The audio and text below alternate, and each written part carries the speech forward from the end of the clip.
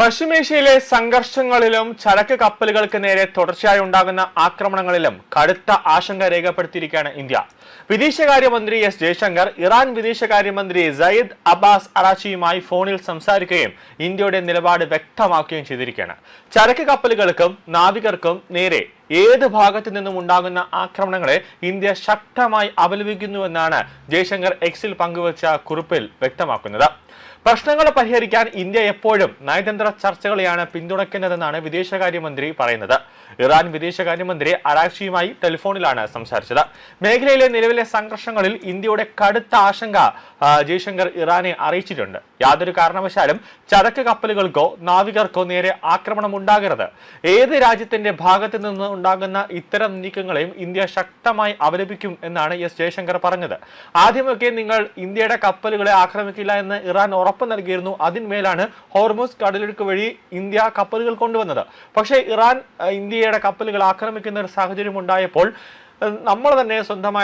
India തന്നെ സ്വന്തമായിട്ട് ഒരു സുരക്ഷാ സന്നാഹമൊക്കെ ഒരുക്കിയിരുന്നു. എന്നിട്ടും ഇറാൻ ഇന്ത്യ ആക്രമിക്കുന്നുണ്ട്. അപ്പോൾ നമുക്ക് നിങ്ങളുമായിട്ട് യാതൊരു ശത്രുതയില്ല, പക്ഷെ നിങ്ങൾ നമ്മളെ കൊണ്ടൊരു ശത്രുത വരുത്തിക്കാനായിട്ട് ഇറാൻ ശ്രമിക്കുന്നുവെന്നാണ് ജയശങ്കർ ഇന്ന് ഫോണിൽ സംസാരിച്ചപ്പോൾ പറഞ്ഞത്.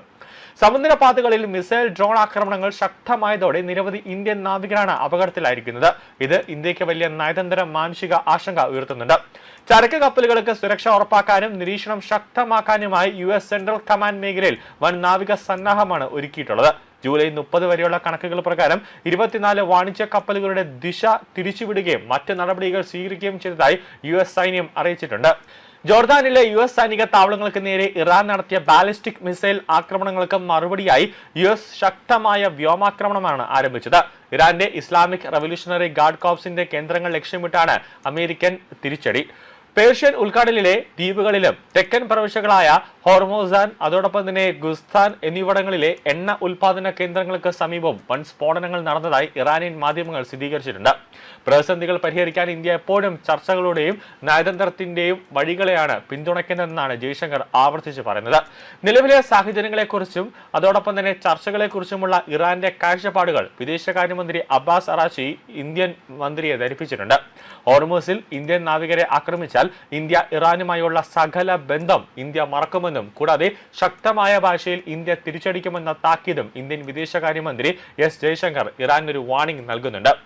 പശ്ചിമേഷ്യൻ മേഖലയിലെ സംഘർഷങ്ങൾ കാരണം കപ്പൽ ഗതാഗതം തടസ്സപ്പെടുത്തുകയും ഇറാൻ നാവികരുടെ സുരക്ഷ അപകടത്തിലാക്കുകയും ചെയ്ത പശ്ചാത്തലത്തിലാണ് ഈ നിർണായകമായ ഒരു നയതന്ത്ര ഇടപെടൽ ഉണ്ടായിട്ടുള്ളത്.